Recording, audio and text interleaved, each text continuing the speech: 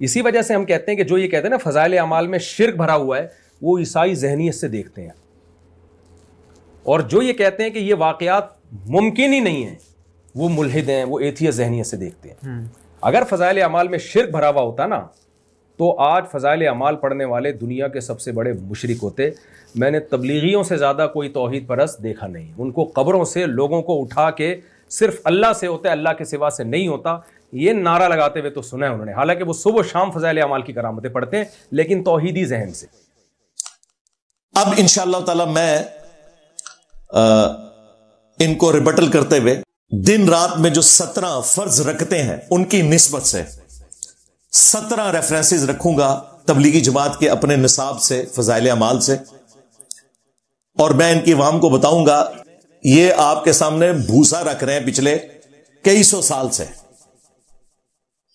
اور اصل دین کیا ہے قرآن و سنت میں ساتھ ساتھ اس کی انجینئرنگ کروں گا. بتاؤں گا فضائل اعمال میں یہ لکھا ہوا ہے, قرآن و سنت میں یہ لکھا ہوا ہے, بالکل 180 ڈگری. اور میرے مخاطبین اس وقت تبلیغی جماعت کی پبلک ہے جن سے میں بہت محبت کرتا ہوں, اور میں چاہتا ہوں کہ وہ تڑپ والے لوگ ہیں وہ حق بات قبول کریں گے, اور کئی لوگوں نے کیا اللہ کے فضل سے.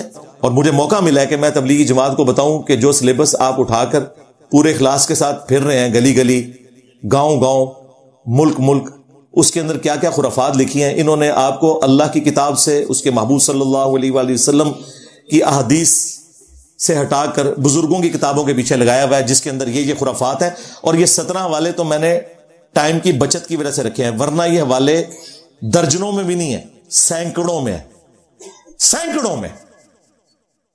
ہر دوسرے صفحے کا پوسٹ مارٹم ہو سکتا ہے, لیکن میں موٹی موٹی باتیں رکھوں گا تاکہ ایک عام آدمی کو بھی سمجھ آ جائے اور ایک پڑھے لکھے بندے کو بھی سمجھ آ جائے. اور یہ ایک ایکسکلوسیو لیکچر ریکارڈ ہوگا کہ نہ وہ یہ کنڈی کھولتے اور میں باہر نکل کے اس طریقے سے ان کے سارے سسٹم کو ایکسپوز نہ کرتا. اگرچہ میں وقتاً فوقتاً کرتا رہوں, لیکن آج میں مینیجبل فارم میں کئی نئی چیزیں بھی آپ کے سامنے انشاءاللہ تعالی رکھوں گا. لیکن تفصیل میں جانے سے پہلے ایک دفعہ دروشی پڑھ لیں. اللہم صلی علی محمد وعلی آل محمد واصحاب محمد وازواج محمد وامت محمد اجمعین الی یوم الدین آمین. Reference number 1, page number 8 number page پہ تمہید میں وہ لکھتے ہیں کہ سفر 1357 ہجری میں بمطابق 1938 جب ان کی عمر 40 سال تھی شیخ زکریا کاندلوی صاحب کی, تو کہتے ہیں اس وقت مجھے موقع ملا. ویسے تو میرے چچا جان جنہوں نے تبلیغی جماعت بنائی الیاس کاندلوی صاحب مجھے عرصہ دراز سے کہہ رہے تھے کہ کوئی سلیبس تیار کرو, تم شیخ الحدیث ہو, تبلیغی جماعت کے لیے کوئی کتاب ایسی لکھ دو کہ جو وہ پڑھا کریں. تو کہتے ہیں کہ سفر 1357 بمطابق 1938 میں ایک مرض کی وجہ سے دماغی کام سے روک دیا گیا. وہ کہتے ہیں مجھے کوئی ایسی بیماری لگ گئی کہ ڈاکٹر نے کہا کہ آپ نے دماغی کام کوئی نہیں کرنا. کون سا کام؟ دماغی. دیوبند دماغ بند. تو انہوں نے کہا اب دماغ تو میرا ہو گیا بند, تو اب میں دیوبندیوں کے لیے کام کر سکتا ہوں. اب جملے دیکھیں, وہ کہتے ہیں مجھے کام سے روک دیا, دماغی کام سے. تو میں نے کہا کہ میں اب ان خالی ایام کو اس بابرکت مشغلے میں صرف کروں کہ یعنی کتاب لکھ دوں جو کئی سالوں سے نہیں لکھ سکا. پھر اگلے جملے اتنے زبردست ہے, وہ کہتے ہیں اگر میرے یہ اوراق پسند خاطر نہ بھی ہوئے تب بھی میرے خالی ایام تو اس مشغلے میں کٹ ہی جائیں گے. اس بندے نے اتنی کیجول کتاب لکھی ہے, جب دماغی کام سے اسے روک دیا گیا اس نے کہا چلو یار اب میں فارغ ہوں, اب میں دیوبند دماغ بند کے لیے کتاب لکھ دوں. اور یہ سٹارٹ میں لکھا ہے اس بندے نے خود, یہ نا کہ میں نے گن پوائنٹ پہ لکھوایا. یہ ویسے اس بندے کی ایمانداری ہو سکتا ہے, اس کی وجہ سے اس کی بخشش ہو جائے کہ اس نے سٹارٹ ہی میں بتا دیا ہے کہ میری دماغی حالت ٹھیک نہیں. ہاں جو کچھ میں لکھ رہا ہے اپنی ذمہ داری تے پڑھو. تو تبلیغی جماعت والوں کا بھی کام ہے کہ اس کے بعد جو کچھ لکھا ہوا ہے اپنی ذمہ داری کے اوپر پڑھیں. ہمیں قرآن میں اللہ نے حکم دیا ہے وَلَا تَقْفُ مَا لَيْسَ لَكَ بِهِ عِلْمٌ إِنَّ السَّمْعَ وَالْبَصَرَ وَالْفُؤَادَ كُلُّ أُولَئِكَ كَانَ عَنْهُ مَسْئُولًا. اے انسان کسی چیز کی پیروی اس وقت تک مت کر جب تک کہ تجھے اس کے بارے میں ڈیفینیٹ علم حاصل نہ ہو جائے. بے شک کان، آنکھ اور عقل، دل ہو یا دماغ، اس کے بارے میں پوچھا جائے گا استعمال کیوں نہیں کیا. اور شیخ زکریا کاندھوی صاحب کہہ رہے ہیں دماغی کام سے روک دیا گیا، تو میں نے کہا کہ میں پھر یہ کام کر لوں. ریفرنس نمبر 2 پیج نمبر 560 پر فضائل اعمال کے، وہ کہتے ہیں کہ امام ابو حنیفہ رحمۃ اللہ علیہ کو اللہ تعالیٰ نے صاحب کشف بنایا تھا. وہ جب کسی کو وضو کرتا ہوا دیکھتے تھے نا تو انہیں اس شخص کے گناہ بھی دھلتے ہوئے نظر آ جاتے تھے، حتیٰ کہ یہ پتا چل جاتا تھا کہ یہ گناہ کبیرہ کر کے آیا ہے، صغیرہ کر کے آیا ہے، کوئی مستحب چھوڑ کر آیا ہے، یا کوئی خلاف اولا چیز چھوڑی ہے، کوئی مکروہ کام کیا ہے. پھر وہ لوگوں کو بتا بھی دیتے تھے کہ آج تو نے فلاں کام کیا ہے، توبہ کر. اور یہ صرف شیخ زکریا کاندھوی نہیں، مفتی تقی عثمانی صاحب نے درس حدیث کے اینڈ پہ ختم بخاری پہ یہ واقعہ سنایا ہے. لو سامو. حضرت امام ابو حنیفہ رحمۃ اللہ علیہ سے کے بارے میں منقول ہے، وضو کرتے تھے لوگ تو ان کو وضو کے پانی کے اندر لوگوں کے اعمال بہتے ہوئے نظر آتے تھے، کہ یہاں پر اعوذ باللہ اس میں چوری نظر آ رہی ہے، اس میں جو ہے غیبت نظر آ رہی ہے، اس میں جھوٹ نظر آ رہا ہے، وہ چلتا ہوا نظر آتا. حضرت امام ابو حنیفہ رحمۃ اللہ علیہ کو اللہ تعالیٰ نے یہ کشف کا، اور اسی واسطے امام ابو حنیفہ کا مسئلہ کیا ہے کہ مائع مستعمل ناپاک ہے. وہ اسی لیے کہ آنکھوں سے دیکھ رہے تھے کہ وہ اس میں جو ہے گناہوں کی گندگیاں بہ رہی ہے، تو انہوں نے کہہ دیا کہ مائع مستعمل ناپاک ہے. مفتی اعظم پلانٹ ارتھ دیوبند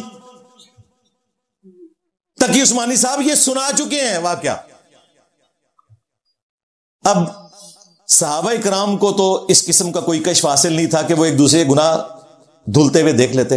اور دیکھیں اس نے کتنا خطرناک کھیل کھیلا، اپنے بابے کی شان بیان کرنے کے لیے اتنا بڑا جھوٹ گھڑا جو اللہ تعالیٰ پر بھی جا کے جھوٹ چسپاں ہو جائے گا. اللہ تعالیٰ ستار العیوب ہے، گناہوں پر پردے ڈالنے والا. کیا اللہ اپنے بندوں کے گناہ دھلتے ہوئے کسی دوسرے بندے کو دکھائے گا؟ اور اس سے بڑی بات بتاؤں،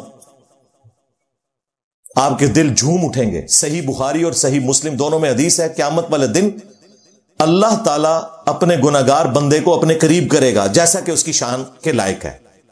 اس کی ہم تمثیل بیان نہیں کر سکتے. پھر اس پہ یوں پردہ ڈال لے گا اور پھر اس سے سرگوشی میں باتیں کرے گا تاکہ باقی لوگ نہ سنیں. اللہ تعالیٰ فرمائے گا تو نے فلاں گناہ کیا دنیا میں، وہ کہے گا یا اللہ کیا، فلاں کیا، فلاں. اللہ تعالیٰ اس کے گناہ گنواتا جائے گا اور وہ اقرار کرتا جائے گا. اور بخاری مسلم کے الفاظ ہیں، دل میں سوچ رہا ہوگا لو مارا گیا میں آج. اللہ تعالیٰ اینڈ پہ فرمائے گا میں نے دنیا میں تیرے گناہوں پر پردہ رکھا تھا نا، آج بھی پردہ رکھوں گا اور تیرے گناہوں کو میں نے بخش دیا.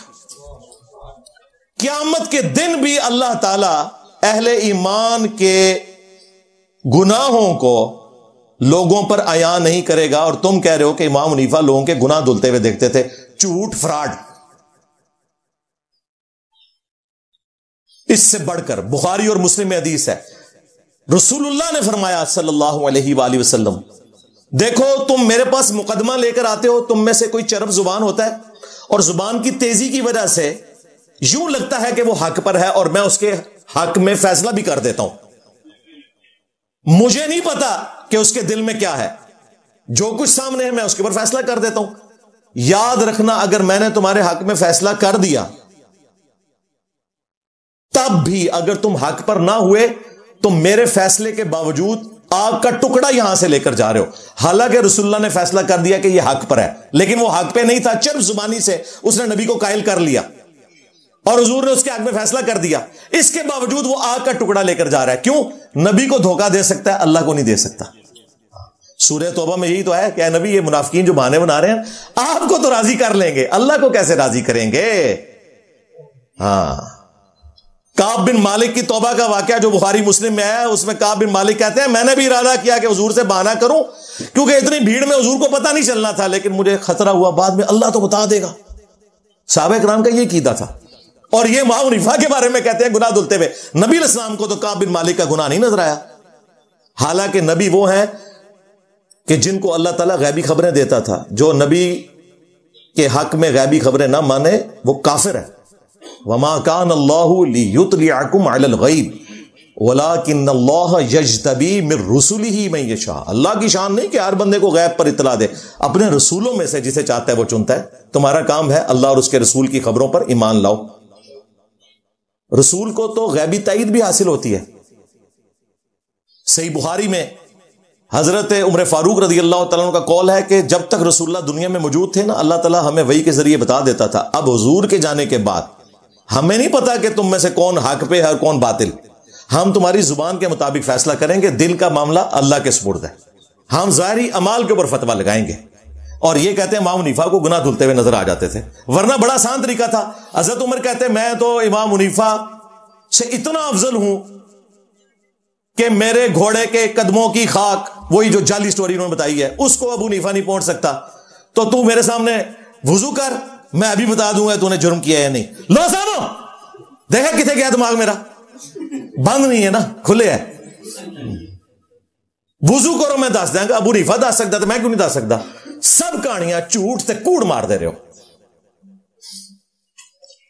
ریفرنس نمبر 3 پیج 484 پر کہتے ہیں جی شیخ ابو یزید قرطبی فرماتے ہیں کہ میں نے ایک شخص کے بارے میں سنا کہ اسے جنت اور دوزخ کا کشف ہو جاتا ہے. وہ دنیا میں بیٹھ کے بتا دیتا ہے کون جنتی ہے اور کون جہنمی.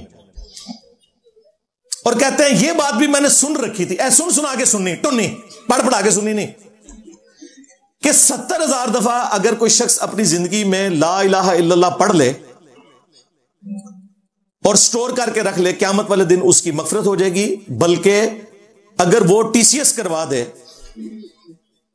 کسی بھی رشتہ دار کو، اس کی بھی بخشش ہو جائے گی. کہتے ہیں میں نے ایک نصاب پڑھ کے اپنی بیوی کے لیے رکھا ہوا، اپنے رشتہ داروں کے لیے، اور کہتے ہیں میں نے کئی ریزرو 70,000 کے نصاب رکھے ہوئے تھے. پچھلے دنوں جب خادم رضوی صاحب فوت ہوئے تھے، طارق جمیل صاحب نے ویڈیو میں کہا کہ میں نے ایک نصاب 70,000 کا پڑھوا کے خادم رضوی صاحب کو بخشا ہے. وہ ادھر سے ہی انہوں نے بخشا ہوا تھا، طارق جمیل صاحب نے.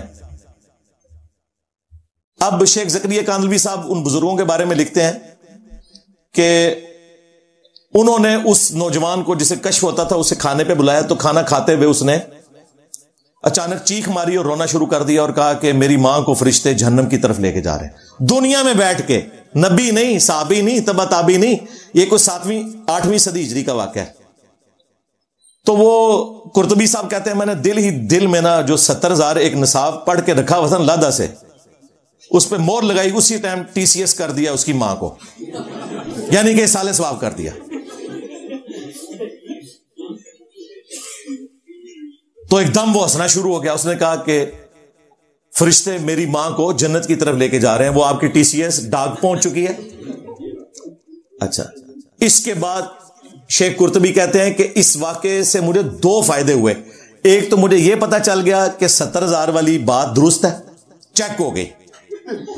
اور دوسرا یہ پتا چلا کہ یہ جو بزرگ ہیں، نوجوان لڑکا جو روحانی بزرگ ہیں، ان کی بزرگی بھی جسٹیفائی ہوگی کہ واقعی میں نے تو دل میں صالح ثواب کیا تھا اور وہ سب کچھ ہو گیا.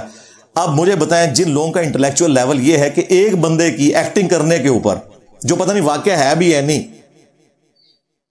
قرآن و سنت کی تصدیقات اس کو تسلیم کر لیتے ہیں. بھئی کسی حدیث میں نہیں آیا کہ 70,000 دفعہ لا الہ الا اللہ پڑھنے سے کسی کی مغفرت ہو جائے گی. بالکل جھوٹ کہانی، اور نہ اس دنیا میں بیٹھ کے کوئی آخرت کی خبر دے سکتا ہے. ختم نبوت کے بعد یہ دروازہ بند ہو چکا ہے. پہلے غیر انبیاء کو کشف الہام ہو جایا کرتا تھا، اس کے اوپر میری تفصیلی ویڈیوز ریکارڈ ہیں، لیکن ختم نبوت کی وجہ سے دروازہ بند کر دیا گیا تاکہ غلام احمد قادیانی دجال یا اس کی طرح کا کوئی اور دجال یہ دعویٰ نہ کرے کہ میرا کوئی ڈائریکٹ رشتہ ہے.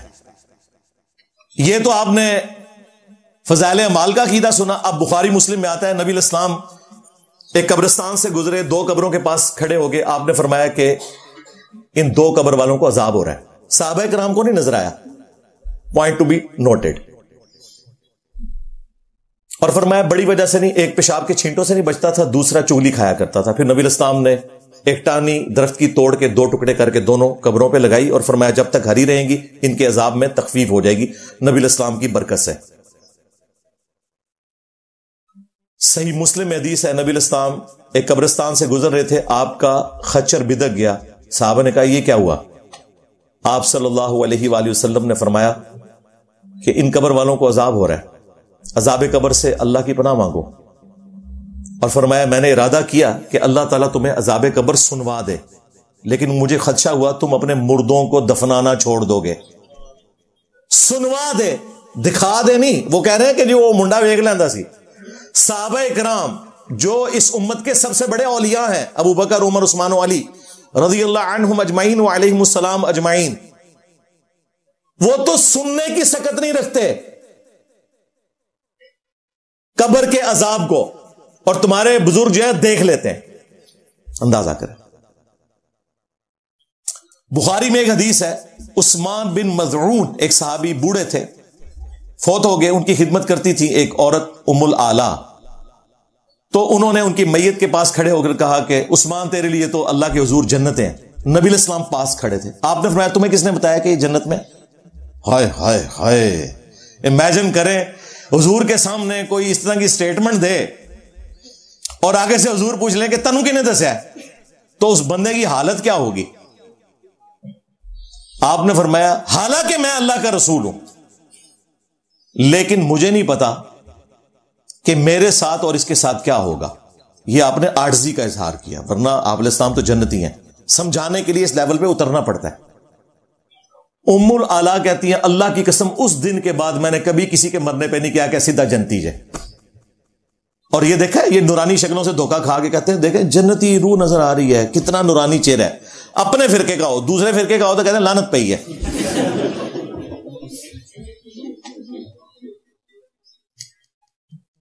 اور ام العلا کہتی ہیں اس دن کے بعد میں ایسا ڈری میں نے کبھی سٹیٹمنٹ نہیں دی۔ پھر کچھ دنوں کے بعد ام العلا نے خواب دیکھا، اور خواب نبوت کا 46واں حصہ ہے، جبکہ نبی اس کی تصدیق کر دیں۔ ایک چشمہ دیکھا، نبی علیہ السلام کو بتایا، آپ بڑے خوش ہوئے۔ آپ نے فرمایا یہ عثمان بن مظعون کے لیے بشارت ہے، لیکن وہ بعد میں ہوا، پہلے تو جو ہونا تھا وہ ہو گیا۔ بخاری اور مسلم دونوں میں حدیث ہے، نبی علیہ السلام کا ایک خادم تھا مدعم، جو آپ کی سواری کا کجاوا کستا تھا، آپ کو وضو کروایا کرتا تھا۔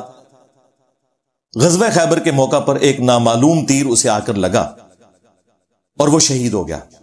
صحابہ کرام نے کہا اس سے شہادت مبارک ہو۔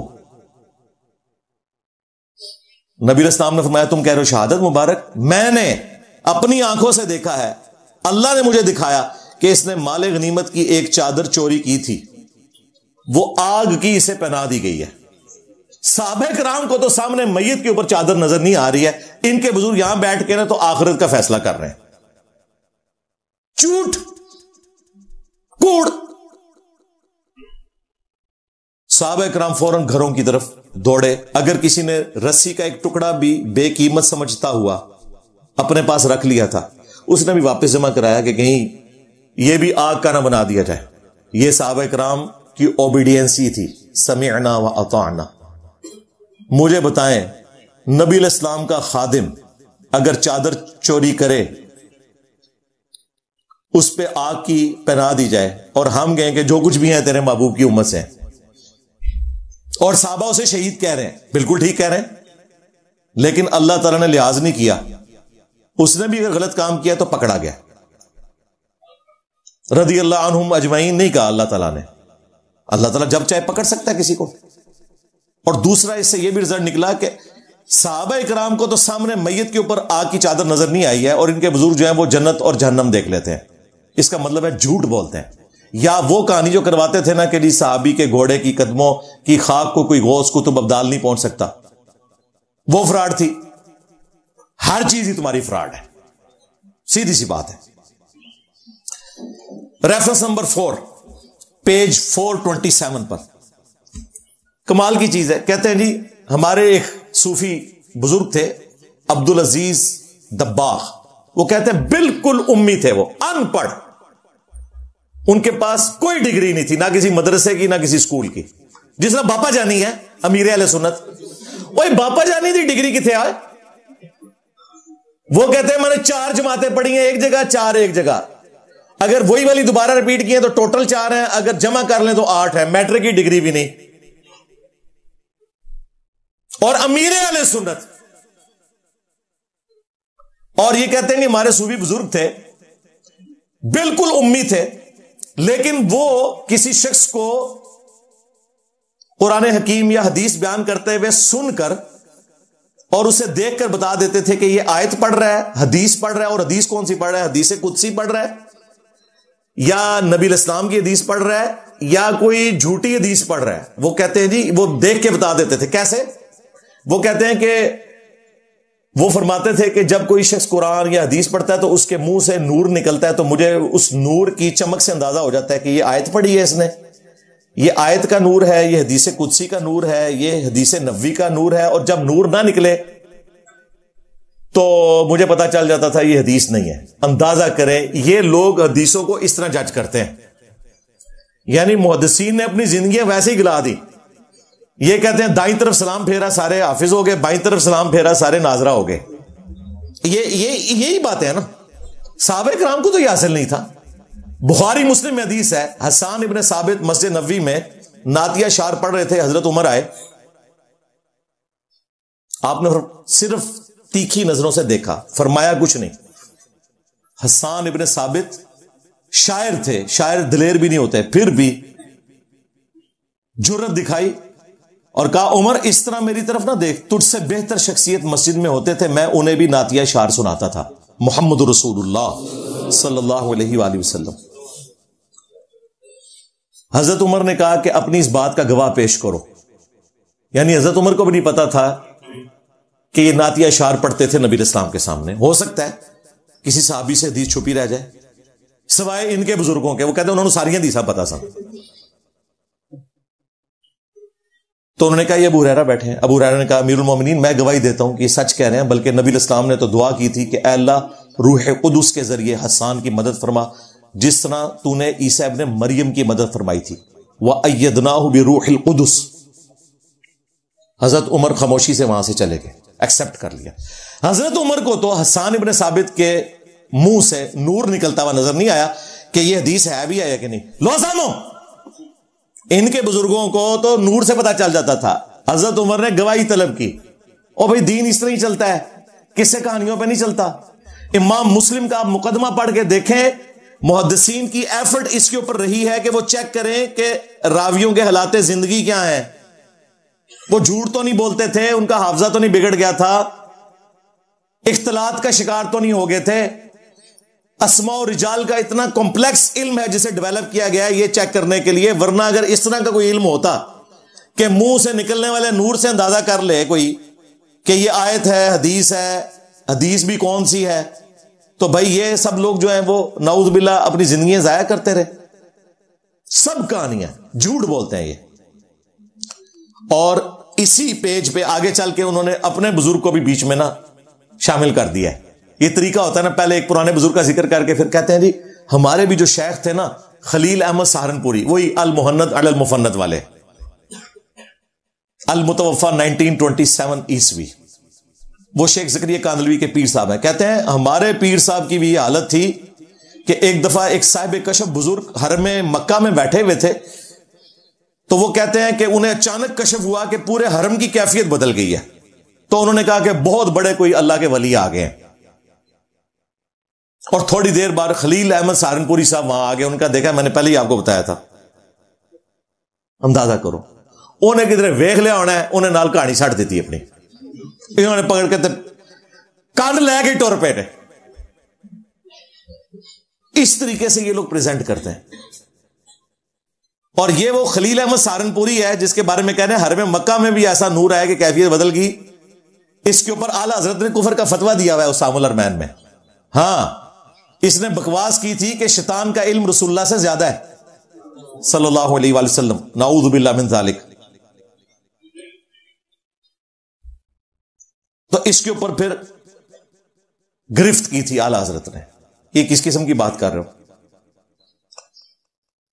یہ وہ خلیل احمد سہارنپوری، اور پھر اس نے اسام الارمین کا جواب دیا المحند علی المفند، ہند کی تلوار ایک سٹھے ہوئے بابے کے اوپر، کیونکہ انہوں نے رکھا تھا حرمین کی تلوار۔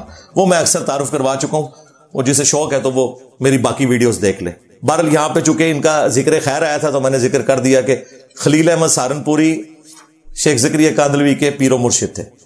ریفرنس نمبر 5 پیج نمبر 561 پر آپ یہ سنیں گے اور سر دھنیں گے ان کی عقل کے اوپر. کہتے ہیں ہمارے شاہ عبد الرحیم صاحب کا ایک خادم تھا. کہتے ہیں ہمارے بزرگوں کے خدام کی یہ حالت تھی, بزرگوں کو تو چھوڑ دیں, ان کا ایک خادم تھا جو کئی روز استنجے کے لیے جاتا نہیں تھا, اسے ہر جگہ انوار نظر آتے تھے. وہ کہتے ہیں کہ اس کے اوپر کشف کی ایسی کیفیت تھی کہ ہر جگہ اسے اللہ تعالیٰ کے انوار نظر آتے تھے, تو وہ ڈر کے مارے ٹوائلٹ میں بھی نہیں جاتا تھا کہ وہاں پہ بھی انوار نظر آئیں گے تو میں پیشاب کہاں کروں گا. یہ ان لوگوں کی عقل کا لیول ہے. انہوں نے اگر بخاری مسلم پڑھی ہوتی تو ان کو پتا چلتا کہ ٹوائلٹ میں انوار نہیں نظر آتے. بخاری مسلم میں حدیث ہے, نبی علیہ السلام نے فرمایا جب ٹوائلٹ جانے لگو تو پڑھو اللہم انی اعوذ بک من الخبث والخبائث, اے اللہ میں تیری پناہ میں آتا ہوں شریر جنوں اور شریر جننیوں سے. ٹھیک, شریر انوار اور شریر انواریوں سے نہیں. اس نے تو یہ کہ انوار نظر آتے تھے, ان کو استنجے خانے میں انوار نظر آتے ہیں. Reference number 6 page number 362. کہتے ہیں سعید ابن مسیب تابعی 50 سال تک عشاء کے وضو سے فجر کی نماز پڑھتے رہے. پھر کہتے ہیں ہمارے امام حنیفہ کے بارے میں بھی بعض لوگوں نے 40 سال اور بعض نے 50 سال. مجھے بتائیں 50 سال اس کے اوپر کوئی سی سی ٹی وی کیمرہ لگا ہوا تھا جو چیک کرتا رہا کہ یہ روزانہ عشاء کے وضو سے فجر پڑھتا ہے؟ اور اگر اس نے خود بتایا تو سب کچھ ضائع ہو گیا اس کا. لو سامو ریاکاری کر کے مرا. وہ مجھ سے آ کے لوگ پوچھتے ہیں آپ کتنا درود شریف روزانہ پڑھتے ہیں, آپ کتنے نوافل پڑھتے ہیں؟ میں کہتا ہوں بھائی یہ میرا اور اللہ کا معاملہ ہے, میں پڑھتا ہوں نہیں پڑھتا ہوں, میں ضائع کروں؟ تمہارے بزرگ لوگوں کو بتاتے تھے, یا تو سی سی ٹی وی کیمرے فٹ تھے ان پہ 50 سال تک, دسوں کی تھے یہ ریل, یا بندے ان کے ساتھ اٹیچ تھے, ان کا بھی ذکر کرو کہ ان کے خادم بھی 50 سال تک اٹیچ رہے, جو یہ بھی چیک رکھے کہ اس نے وضو بھی نہیں کیا بیچ میں.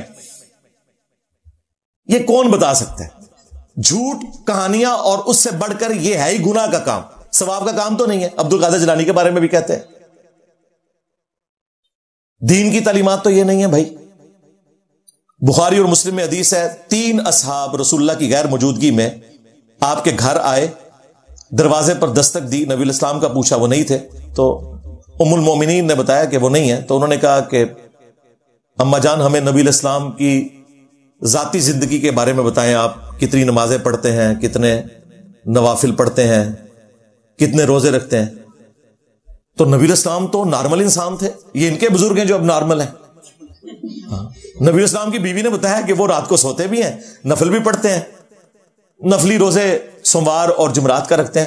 بخاری مسلم کے الفاظ ہیں 3 صحابہ نے حضور کی عبادت کو کم جانا, پھر کہا کہ نبی علیہ السلام تو اس لیے زیادہ عبادت نہیں کرتے, وہ بخشے بخشائے ہیں, لیکن ہم تو زیادہ عبادت کریں گے. شکر ہے آج کے زمانے میں نہیں تھے 295C لگتی ہے جو اپنے نبی کی عبادت کو کم جانے. لو سامو, ایک نے کہا کہ میں روزانہ پوری رات جاگ کر نوافل پڑھا کروں گا. دوسرے نے کہا میں روزانہ روزہ رکھوں گا. تیسرے نے کہا کہ میں شادی نہیں کروں گا, شادی کی وجہ سے بندہ مصروف ہو جاتا ہے, تو میں اللہ اللہ کروں گا.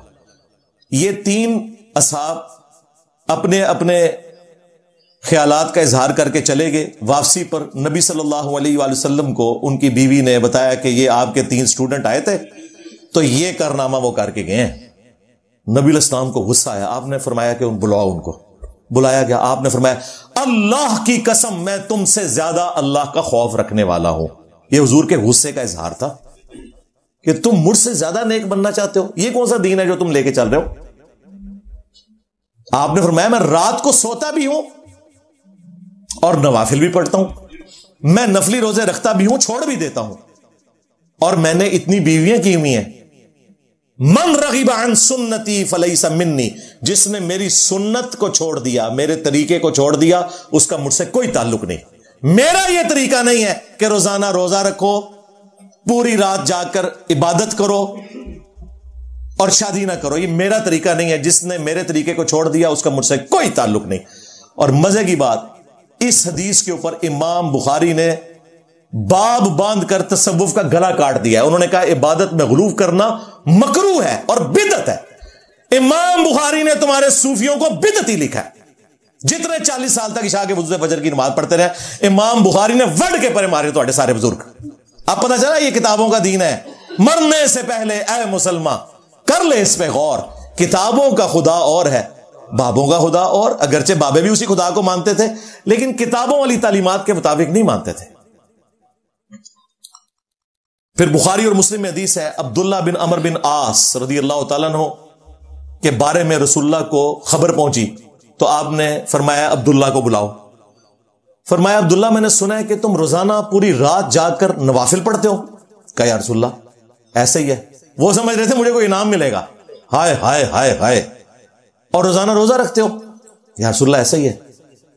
आपने फरमाया अब्दुल्ला पूरी रात जागोगे तो अंधे हो जाओगे, तुम्हारी आंखों का भी तुम पर हक है, तुम्हारे जिस्म का भी तुम पर हक है, तुम्हारी बीवी का भी तुम पर हक है। और रोजाना रोजा रखना ये तो कोई नेकी का काम नहीं है। ज्यादा से ज्यादा अगर तुमने रखने हैं तो दाऊदी रोजे रख लो, एक दिन रोजा रखो एक दिन छोड़ दो। नबी सल्लल्लाहु अलैहि वसल्लम ने उनसे यह इरशाद फरमाया। इन्होंने तमाशा बनाया हुआ है। आप क्या फरमा रहे हैं कि जो रोजाना रोजा रखने वाला है, बुखारी मुस्लिम के अल्फाज हैं, गोया कि ऐसा है कि उसने रोजा रखा ही नहीं। यह भी अल्फाज मौजूद है। तुम्हारे जिस्म का भी तुम पर हक, तुम्हारी आंखों का भी तुम पर हक। और ये आपको क्या बताते हैं? वो कहते हैं जी अबू बकर शिबली 50 साल तक आंखों में नमक का सुरमा लगाते रहे ताकि रात को नींद ना आए।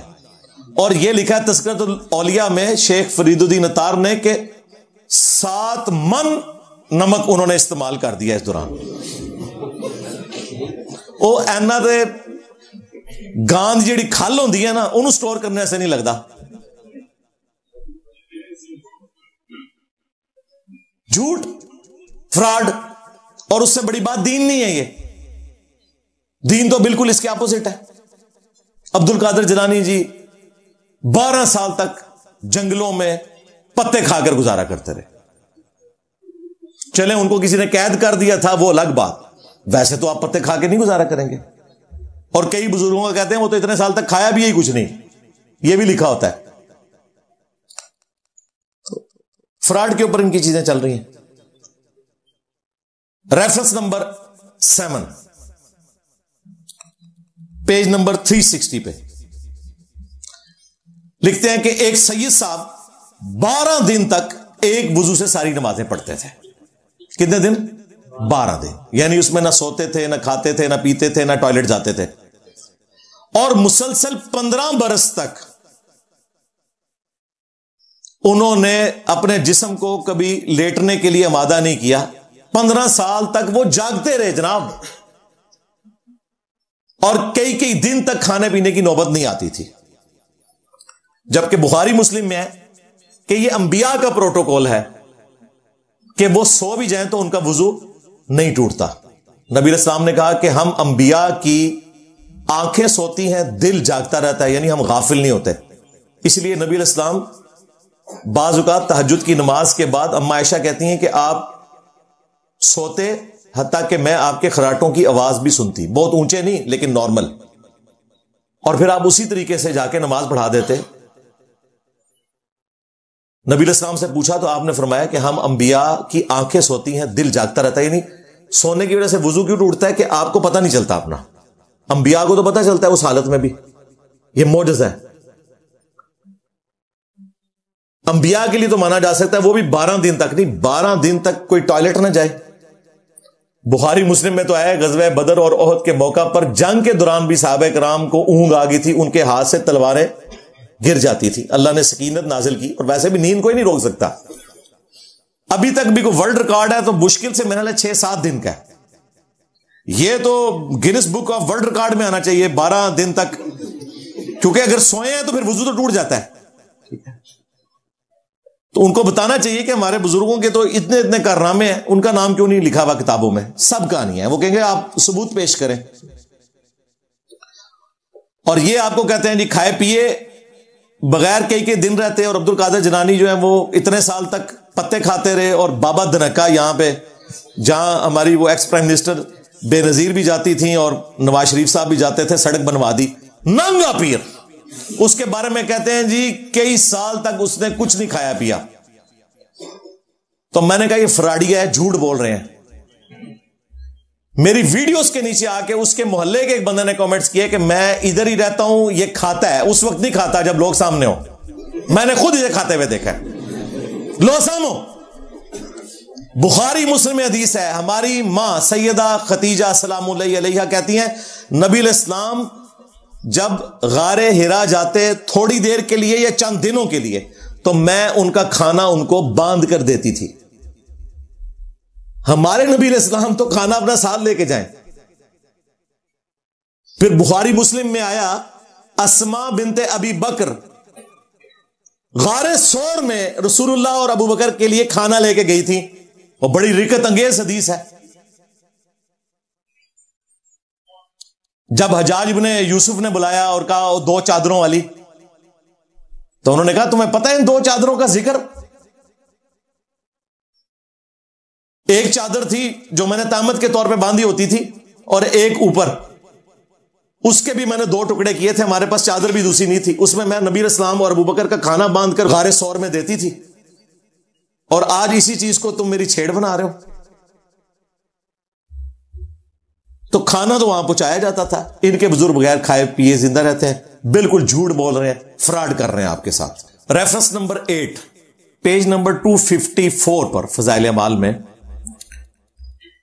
وہ نقل کرتے ہیں کہ ہمارے ایک بزرگ تھے جو روزانہ 3 قرآن مکمل کر لیتے تھے، اور اس پر انہوں نے اکتفا نہیں کیا بلکہ کہا کہ ایک بزرگ ایسے تھے جو روزانہ 24 گھنٹے میں 8 قرآن پڑھ لیتے تھے. یہ بالکل پاسبل نہیں ہے. اس کو کرامت بنا کے پیش کرتے ہیں. اس طرح کی کوئی کرامت صحابہ کرام کو حاصل نہیں تھی. اس کے اگینسٹ صحیح بخاری اور صحیح مسلم دونوں میں حدیث ہے. نبی صلی اللہ علیہ وآلہ وسلم نے عبداللہ بن عمر بن عاص کو یہ نصیحت کی تھی کہ مہینے میں 1 قرآن مکمل کرنا ہے. یہی وجہ ہے کہ بعد میں قرآن حکیم کو 30 پاروں میں ڈیوائیڈ کیا گیا تاکہ اگر کوئی برابر پڑھنا چاہے تو مہینے میں 1 قرآن کو مکمل کر لے. نبی علیہ السلام کے دور میں سورتیں تھی، منزلیں تھی، اور کتنی منزلیں تھی؟ 7 منزلیں. اس کا ذکر بھی اسی حدیث میں ہے. عبداللہ بن عمر بن عاص کہتے ہیں کہ یا رسول اللہ مجھ میں اس سے زیادہ قوت ہے. تو آپ نے فرمایا کہ عبداللہ پھر 7 دن میں 1 قرآن مکمل کر لینا، اس سے زیادہ نہ پڑھنا. کتنے دن میں؟ 7 دن میں. ایک ایکسیپشن ملتی ہے، وہ 3 دن والی ہے، اور وہ ہے جامع ترمذی کے اندر کہ نبی صلی اللہ علیہ وآلہ وسلم نے فرمایا جس نے 3 دن سے کم میں قرآن مکمل کیا تو اس نے اس کے فہم میں سے کچھ حاصل نہیں کیا. یہ وہ لوگ جو عربی جانتے تھے. ہماری تو بات نہیں ہو رہی، ہمیں تو زیادہ ٹائم چاہیے. پھر بھی 3 دن سے کم میں قرآن مکمل نہیں کرنا. ویسے پریفریبل ہے 7 دن یا 30 دن، اور یہ کہتے ہیں روزانہ 8 قرآن. بخاری اور مسلم میں حدیث موجود ہے، متفق علیہ ہے. نبی علیہ السلام نے فرمایا تم میں سے کسی میں استطاعت ہے کہ ایک رات میں 1/3 قرآن پڑھ لے، 1/3 آف قرآن. تو صحابہ کرام نے کہا کہ ہم میں سے کس میں استطاعت ہوگی سوائے بزرگ بابوں کے. یہ بریکٹ میں تھا. تو آپ نے فرمایا سورہ الاخلاص پڑھ لو، وہ 1/3 قرآن کے برابر ہے. یعنی سورہ الاخلاص قل هو اللہ احد اللہ الصمد لم یلد ولم یولد ولم یکن لہ کفوا احد، جو ٹچ سٹون آف تھیالوجی ہے، توحید کا ٹچ سٹون ہے، کسوٹی ہے. یہ 1/3 قرآن کے برابر ہے، اپنی فضیلت میں بھی اور دعوت میں بھی. یعنی قرآن کا 1/3 جو پورشن ہے وہ دعوت توحید کے اوپر ہے، اور اس میں ٹاپ آف لسٹ سورہ الاخلاص ہے. تو صحابہ کرام تو کہہ رہے ہیں ہم ایک رات میں 1/3 قرآن نہیں پڑھ سکتے. اب یہ کھینچتان کے ایک روایت حضرت عثمان کے بارے میں لے کے آتے ہیں کہ جی وہ ایک رات میں پورا قرآن پڑھ لیتے تھے وتر کے اندر. وہ الگ سے میں نے ویڈیو ریکارڈ کروائی ہے، اور میں نے بتایا کہ یار اس طریقے سے چیزیں نہیں ہیں جو آپ پریزنٹ کرتے ہو، وہ ایک الگ سے ٹاپک ہے. یہاں واضح مرفوع احادیث موجود ہے کہ 3 دن سے کم میں نہیں، اور پریفریبل ہے 7 دن میں. ریفرنس نمبر 9 پیج نمبر 180 پر شیخ زکریا کاندلوی صاحب کہتے ہیں کہ میرے والد نے مجھے خود بتایا اور گھر کی جو بوڑھیاں ہیں انہوں نے بھی مجھے بتایا میرے ابا کے بارے میں کہ جب ان کا دودھ چھڑایا گیا تو پاؤ سپارہ حفظ کر چکے تھے. دودھ 10 سال کی عمر میں نہیں چھڑایا گیا, دودھ چھڑانے کی عمر ہے 2 سال, جب بچہ بولنا بھی نہیں سیکھتا صحیح طریقے سے فلوئنٹ, اور چلیں اگر فقہ حنفی میں ہے تو 2.5 سال کر لیں, اس سے زیادہ نہیں ہے. ہو سکتا ہے آپ کہیں کہ نہیں وہ بعد میں جو بچے دودھ پیتے ہیں وہ والا چھڑایا گیا تھا, نہیں, انہوں نے ساتھ کلیئر کیا ہے. انہوں نے کہا جب دودھ چھڑایا گیا یعنی 2 سال کی عمر میں پاؤ سپارہ حفظ ہو چکا تھا, اور 7 سال کی عمر میں انہوں نے حفظ کر لیا تھا پورا قرآن. اب اس قسم کی باتیں جب یہ کرتے ہیں تو اس کا مذاق بنے گا, یہ پاسبل نہیں. صحابہ کرام کے پاس تو یہ کوالٹی موجود نہیں تھی کہ ان کے بچے دودھ پیتی عمر میں قرآن کا کچھ حصہ حفظ کر لیں, بلکہ انہوں نے تو لحاظ کیا ہے. عبد القادر جیلانی کے بارے میں تو آتا ہے کہ ماں کے پیٹ میں انہوں نے 14 سپارے یاد کر لیے ہوئے تھے. اس کا تو یہ مذاق اڑاتے ہیں, تو بھائی وہ بڑے لیول کی چھوڑتے ہیں, آپ تھوڑی چھوٹی لیول کی چھوڑتے ہیں, ویسے دونوں چھوڑ ہی رہے ہیں. ہاں, پیغمبر کا معجزہ ہے سورہ مریم میں کہ حضرت عیسیٰ ابن مریم کو اللہ تعالیٰ نے یہ معجزہ دیا تھا کہ پیدائش کے بعد شیر خارگی کی عمر میں وہ بول اٹھے جب سیدہ مریم نے ان کی طرف اشارہ کیا, اور وہ معجزہ تھا ظاہر ہے. انہوں نے کہا کہ میں اللہ کا بندہ ہوں, اللہ تعالیٰ نے مجھے نبی بنایا ہے, اس نے مجھے کتاب دی ہے اور مجھے میری ماں کے ساتھ حسن سلوک کرنے کا حکم دیا ہے. سلام ہو مجھ پر اس دن جس دن میں پیدا ہوا, جس دن میں مروں گا اور جس دن میں دوبارہ اٹھایا جاؤں گا. یہ عیسیٰ ابن مریم کا معجزہ ہے. وہ کہتے ہیں نہیں جی اس امت میں بھی جو بزرگوں کو ملتا ہے وہ نبی علیہ السلام کے معجزات کا حصہ ہے, اس سے ہم ایکسٹراپولیٹ کر سکتے ہیں. ہم کہتے ہیں رک جائیں تو اچھا بتاتے ہیں تجھے, بتاؤ تم میں کون کون سا بابا ایسا ہے جو بغیر باپ کے پیدا ہوا ہے یا اس کا باپ نہیں مل رہا, کیونکہ عیسیٰ ابن مریم کا تو باپ نہیں تھا, وہ روح من ہے. سورہ مریم میں آیا کہ عیسیٰ اور ان کی والدہ کو ہم جہان والوں کے لیے نشانی بنانے والے ہیں. اگر یہی معجزہ کسی بابے کے حق میں ہم مانیں اور کہیں یہ اتنے عظیم بزرگ ہیں کہ ان کے والد کوئی نہیں ہے, ہاں, تو آپ کی ہنسی بتا رہی ہے کہ اسے کوئی کرامت نہیں مانے گا. ہاں, اس کا مطلب وہی سمجھ لیں گے جو آپ سمجھ رہے ہیں. ہاں, تو اتنی آپ کرامتیں بناتے ہو, یہ بھی بناؤ نا کہ اس کا بھی ابا کوئی نہیں, اس کا بھی ابا کوئی نہیں, اس کا بھی ابا کوئی نہیں. دیکھیں نا حضرت عیسیٰ بھی تو بغیر باپ کے پیدا ہوئے تھے. تو اس کا مطلب یہ ہے تمہاری متھ ٹوٹ گئی کہ اگلے انبیاء کے معجزات بھی اس طریقے سے اس امت میں ٹرانسفر کریں گے. نہیں, ایسا نہیں ہوگا. یہ معجزہ تو ہمارے پیغمبر کے حق میں نہیں ہے کہ ان کے والد نہ ہو, چاہے جائے کہ تم باقی لوگوں کے بارے میں کلیم کرو. ریفرنس نمبر 10 پیج 374 پر شیخ زکریا صاحب لکھتے ہیں کہ نبی صلی اللہ علیہ وآلہ وسلم جب رات کو قیام اللیل کرتے تھے تو اپنے آپ کو رسی سے باندھ لیتے تھے تاکہ نیند کے غلبے کی وجہ سے گر نہ پڑے. یعنی وہ نیند کی حالت میں نماز پڑھ رہے ہوتے تھے اور اپنے آپ کو رسی سے باندھ لیتے تھے تاکہ جھٹکا لگے تو میں پھر کھڑے ہو کر نوافل شروع کر دوں. استغفر اللہ واتوب الیہ. اور انہوں نے کہا یہ اس آیت کا شان نزول ہے.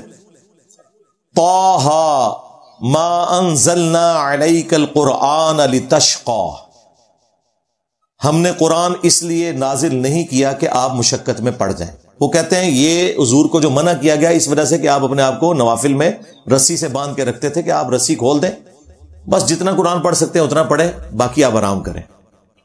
یہ شیخ الحدیث صاحب کی حدیث کے ساتھ شغف ہے, جھوٹی روایت پیش کی, قرآن کے اوپر تہمت لگائی. اس سے اگلی آیت پڑھ لیتے تو انہیں پتا چل جاتا کہ اس آیت کا مطلب کیا ہے. اگلی آیت میں ہے الا تذکرۃ لمن یخشی, یہ قرآن تو نہیں مگر نصیحت اس کے لیے جو ڈرتا ہے. آپ اپنے آپ کو مشقت میں نہ ڈالیں کہ لوگ قرآن پر ایمان نہیں لا رہے. یہ حضور علیہ السلام کو یہ نہیں کہا گیا کہ آپ اپنے آپ کو رسیوں سے نہ باندھیں, یہ دعوت و تبلیغ کے پوائنٹ آف ویو سے ہے. فذکر بالقرآن من یخاف وعید, اس قرآن کے ذریعے آپ لوگوں کو نصیحت کریں جو اللہ کی دھمکی سے ڈرتا ہے. سَيَذَّكَّرُ مَن يَخْشَىٰ وَيَتَجَنَّبُهَا الْأَشْقَىٰ. نصیحت کریں جو خوف رکھتا ہے اور جو بدبختی پہ اترا ہوا ہے اس کو اس کے حال پہ چھوڑ دیں. ہم اسے بڑی آگ پر پیش کریں گے جس میں نہ وہ زندوں میں ہوگا نہ مردوں میں. فَلَعَلَّكَ بَاخِعٌ نَفْسَكَ عَلَىٰ آثَارِهِمْ إِن لَّمْ يُؤْمِنُوا بِهَٰذَا الْحَدِيثِ أَسَفًا. اے نبی اپنے آپ کو اس غم میں ہلاک کر لو گے کہ لوگ قرآن پر ایمان نہیں لا رہے. آپ کا کام صرف دعوت دینا ہے. وَمَا عَلَيْنَا إِلَّا الْبَلَاغُ وَلَا تُسْأَلُ عَنْ أَصْحَابِ الْجَحِيمِ. اے نبی ہم آپ سے نہیں پوچھیں گے کہ لوگ جہنم میں کیوں چلے گئے. آپ کا کام صرف دعوت دینا ہے. لوگ جہنم میں جانا چاہتے ہیں تو جائیں, آپ کیوں ٹینشن لے رہے ہیں. بیسیکلی اس چیز سے نبی علیہ السلام کو منع کیا گیا تھا. ما انزلنا علیک القرآن لتشقى. قرآن اس لیے نازل نہیں ہوا کہ آپ مشقت میں پڑ جائیں. الا تذکرۃ لمن یخشی. یہ تو نصیحت اس کے لیے ہے جو ڈرنا چاہے. انہوں نے کہا وہ نبی علیہ السلام کے بارے میں رسیوں سے باندھتے تھے. اور اس سے خطرناک بات بخاری مسلم میں حدیث ہے, نبی علیہ السلام ایک دفعہ اپنے گھر میں داخل ہوئے, آپ نے چھت سے ایک رسی لٹکی ہوئی دیکھی. آپ نے فرمایا یہ رسی کس نے لٹکائی ہے؟ کہا گیا آپ کی بیٹی زینب رات کو نوافل پڑھتی ہیں اور اپنے جوڑے کو اس رسی سے باندھ لیتی ہیں تاکہ جب نیند کا جھٹکا لگے تو ان کی آنکھ کھل جائے. آپ نے فرمایا رسی کھولو, تم اکتا جاؤ گے, اللہ تعالیٰ نہیں اکتاتا. بس اتنی دیر نوافل پڑھو, قرآن پڑھو جب تک طبیعت ساتھ دے, اس کے بعد چھوڑ دو. یہ زبردستی کی عبادت, یہ تو غلوب کرنا ہے. جو نبی اپنی بیٹی کی رسی کھلوا رہے ہیں وہ خود اپنے آپ کو رسی میں باندھیں گے. بالکل جھوٹ بولا. Reference number 11 page 497. وہی مشہور بات جو بریلوی دیوبندی دونوں پیش کرتے ہیں. شیخ زکریا صاحب نے نقل کی کہ حضرت آدم علیہ السلام کی توبہ رسول اللہ کے وسیلے سے قبول ہوئی. وہ جعلی روایت المستدرک للحاکم کی پیش کی. نیچے ویسے انہوں نے عربی میں لکھا ہے کہ روایت ضعیف ہے, لیکن اس کا ترجمہ نہیں کیا ہوا, بلکہ لکھا کہ اس کو محدثین نے ملا علی قاری کے بارے میں لکھا کہ موضوعات کبیر, بڑی بڑی جو گھڑی ہوئی روایتیں ہیں اس کے اندر نقل کیا ہوا ہے, لیکن عقیدہ بیان کر دیا اس سے. بالکل جعلی روایت تھی. قصہ آدم اور ابلیس 7 دفعہ قرآن میں آیا ہے. تو سب سے بڑی بات یہ ہونی تھی کہ نبی علیہ السلام کے وسیلے سے حضرت آدم کی توبہ قبول ہوئی ہے. اور اس میں تو یہ بھی الفاظ ہیں اگر میں رسول اللہ کو پیدا نہ کرتا تو اس کائنات کو پیدا نہ کرتا. یہ تو اس کائنات کا سب سے بڑا مقصد تھا, یہ قرآن میں بیان ہونا چاہیے تھا. سورۃ البقرہ میں قصہ آدم اور ابلیس آیا, سورۃ الاعراف کے اندر, سورہ صاد کے اندر, سورہ بنی اسرائیل کے اندر, سورہ طٰہٰ کے اندر, سورۃ الحجر کے اندر, سورۃ الکہف کے اندر, 7 جگہ. سورۃ الاعراف میں تو تفصیل کے ساتھ ہے, بلکہ دعا بھی آ گئی ہے, ربنا ظلمنا انفسنا وان لم تغفر لنا وترحمنا لنکونن من الخاسرین. انہوں نے حدیث جو وہ جعلی روایت تھی اس کے اندر وہ خود سے دعا ایڈ کی ہوئی ہے کہ مجھے حضور کے وسیلے سے بخش دے. بالکل جعلی بات, جھوٹی بات, اس کا کوئی قرآن و سنت سے لینا دینا نہیں ہے. ریفرنس نمبر 12 پیج نمبر 67 پر وہ صحابہ کرام کے خشوع اور خضوع کا ذکر کرتے ہیں کہ ایک صحابی وہ نماز پڑھتے رہے, پہرے پر مامور تھے, انہیں تیر لگتے رہے, ان کا خون نکلتا رہا, لیکن انہوں نے نماز مکمل کی. بعد میں باقی اصحاب نے کہا کہ آپ نے ہمیں اٹھا لینا تھا اور نماز مختصر کر دینی تھی. انہوں نے کہا میں نے ایک سورت شروع کی تھی, میں نے برا سمجھا کہ میں اسے مکمل کیے بغیر نماز مکمل کروں, اس لیے میں اسی خون آلود کپڑوں میں نماز پڑھتا رہا. یہ حدیث ابو داؤد کے اندر ہے. شیخ زکریا کاندلوی نے فضائل اعمال میں نقل کی اور بتایا کہ صحابہ کرام کا شوق تھا نماز پڑھنے کا, لیکن فوراً انہیں اپنے بابا کی فکر پڑ گئی کہ امام حنیفہ کے نزدیک تو خون نکلنے سے وضو ٹوٹ جاتا ہے, تو اگر یہ روایت لوگ پڑھیں گے تو کسی دیوبند دماغ بند کا دماغ کھول ہی نہ جائے. تو نیچے لکھا فا فائدہ یا فساد, فا لکھا. انہوں نے کہا کہ امام حنیفہ کے نزدیک خون نکلنے سے وضو ٹوٹ جاتا ہے, لہذا آپ نے اس حدیث پہ عمل نہیں کرنا, یہ بتانا چاہ رہے تھے. اور امام شافعی کے نزدیک خون نکلنے سے وضو نہیں ٹوٹتا. ہو سکتا ہے اس صحابی کا بھی یہی مذہب ہو, یعنی وہ صحابی بھی شافعی ہو, یہی مطلب ہے نا. وہ کہتے ہیں نہیں انجینئر صاحب مذاق نہ اڑائیں, وہ کہنا یہ چاہ رہے تھے کہ اس صحابی کا بھی یہی مذہب تھا جو کہ امام شافعی کا تھا. تمہیں یہ پتا ہے کہ اس کو کس طریقے سے بیان کرنا ہے, لیکن تمہارے بڑوں کو لکھنے کی بھی تمیز نہیں ہے. انہوں نے کہا کہ امام شافعی کا مذہب ہے کہ خون نکلنے سے وضو نہیں ٹوٹتا. ہو سکتا ہے اس صحابی کا بھی یہی مذہب ہو. لکھنا یہ چاہیے تھا کہ اس صحابی کا یہ مذہب تھا, اور لگتا یہ ہے کہ امام شافعی نے بھی اس حدیث کو دلیل بنایا ہو. اس لیے میں کہتا ہوں یہ فساد ڈالا. اور بھائی یہی اصلی بات ہے. امام ابو داؤد نے اس کے اوپر باب باندھا ہے, خون نکلنے سے وضو کا مسئلہ. خون نکلنے سے وضو نہیں ٹوٹتا. جب یہ بات بتائیں, کہتے ہیں دیکھیں جی آپ یہاں پہ تو کہتے ہیں نہیں ٹوٹتا, جب آپ بیوی کو ہاتھ لگائیں گے پھر آپ حنفی بن جائیں گے, آپ نفس کی اطاعت کر رہے ہیں. ایک امام کو فالو کرنا چاہیے, اور تم نے اماموں کے نام کے اوپر کعبہ شریف میں تمہاری سلطنت عثمانیہ نے تلوار کی زور کے اوپر 1517 سے 1917 تک 400 سال تک کعبے میں 4 مسلح ڈالے. ویسے کہتے ہو چاروں امام حق پر ہیں, ایک دوسرے کے پیچھے نمازیں نہیں پڑھتے تھے. پاکستان بننے سے پہلے اعلی حضرت کے خلیفہ نے بار شریعت لکھی, انہوں نے باقاعدہ حج والے چیپٹر میں چاروں اماموں کے مسلح کا نقشہ ڈالا ہے کہ آپ نے اس امام کے پیچھے نماز پڑھنی ہے. ویسے کہتے ہیں چاروں سنیوں کے امام ہیں, اماموں کا کوئی قصور نہیں, ان کے نام کے اوپر جو خرافات انہوں نے مچائی ہیں ان کو ہم کنڈیم کر رہے ہیں, جس طرح ہم کرسچینٹی کو کنڈیم کرتے ہیں. عیسیٰ ابن مریم تو وجیہن فی الدنیا والآخرہ ومن المقربین ہے. تم لوگ یہ کرتے رہو, ہم نفس کی پیروی نہیں کرتے, ہم دیکھتے ہیں احادیث میں کیا ہے. یہاں امام شافعی کا موقف حدیث کے مطابق ہے, اور بخاری اور مسلم میں حدیث ہے, نبی صلی اللہ علیہ وآلہ وسلم رات کو جب قیام اللیل کرتے تھے, اما عائشہ کہتی ہیں حجرہ تنگ تھا, میں سامنے لیٹی ہوتی تھی, جب آپ سجدے میں جانے لگتے تو میرے پاؤں ٹو دیتے, میں پاؤں سمیٹ لیتی, اور پھر جب آپ قیام میں جاتے میں دوبارہ سے پاؤں سیدھے کر لیتی. اس سے امام بخاری نے رزلٹ نکالا کہ بیوی کو ہاتھ لگانے سے وضو نہیں ٹوٹتا. جو کہتے ہیں بخاری شافعی تھے تو وہ تو امام شافعی کا رد انہوں نے کر دیا. امام حنیفہ کا تو 300 جگہ پہ رد کیا, یہاں پہ تو امام شافعی کا بھی انہوں نے رد کر دیا. اس معاملے میں امام حنیفہ کا موقف ٹھیک ہے کہ بیوی کو ہاتھ لگانے سے وضو نہیں ٹوٹتا. ہم نفس کی پیروی نہیں کر رہے بلکہ احادیث کی پیروی کر رہے ہیں. ایک غلط مسئلہ تمہارے بڑے لکھ کر چلے گئے, بدنیتی کی وجہ سے نہیں, اپنے علم کی لمیٹیشن کی وجہ سے ان تک احادیث نہیں پہنچی تھی. آج کروڑوں لوگ تکلیف کاٹ رہے ہیں. انڈونیشیا اور ملیشیا کے کروڑوں مسلمان حج عمرے کے لیے جاتے ہیں, سخت گرمیوں میں انہوں نے اپنی بیویوں کو دستانے پہنائے ہوتے ہیں, کیونکہ ساتھ لے کے چلنا ہوتا ہے. وہ ہوتے بھی بیچارے چھوٹے قد کے ہیں, تو میاں بیوی ہاتھ میں ہاتھ ڈالیں گے تو بچ کے رہیں گے بھیڑ میں. اب خطرہ یہ ہوتا ہے کہ ہاتھ لگایا تو وضو ٹوٹ جائے گا. بیویوں کو انہوں نے گرمیوں میں بھی دستانے پہنائے ہوتے ہیں. ایک امام شافعی کے غلط مسئلے نے کروڑوں مسلمانوں کو تکلیف میں ڈالا ہوا ہے. کاش یہ بخاری مسلم پہ عمل کرتے تو یہ عذاب ٹل جاتا ہے ان سے. ہمیں صرف حنفیوں سے چڑ نہیں ہے, شافعیوں سے بھی ہے. ہاں, کیونکہ ہمارا امام وہ ہے جس کی قبر مدینے میں ہے. میرا نبی سا ہے ہی کوئی نہیں, تیرے بابے تھے شاہی کوئی نہیں. تو یہ جعلی مسئلے بنائے ہوئے انہوں نے, اور یہ نفس کی پیروی کر رہے ہیں, آسانی کو ڈھونڈتے ہیں. اس لیے کہ بھئی قرآن میں ہے, اللہ آسانی چاہتا ہے. رمضان کا جو چیپٹر آیا قرآن میں سورۃ البقرہ میں, اللہ تعالیٰ نے جب آسانی دی کہ آپ مسافر ہیں تو روزہ چھوڑ سکتے ہیں, مریض ہیں تو روزہ چھوڑ سکتے ہیں, تو اللہ تعالیٰ فرمایا اللہ تعالیٰ تمہارے لیے آسانی چاہتا ہے, تنگی نہیں چاہتا. مولوی کیا کہتا ہے, یہ آسانی کے پیچھے بھاگتے ہیں, اور بھئی اس لیے کہ میرا رب کہتا ہے آسانی کے پیچھے جاؤ, جب کہ اس کے پیچھے دلیل ہو. دلیل نہیں ہے تو ہم نہیں جائیں گے, سیدھی سی بات ہے.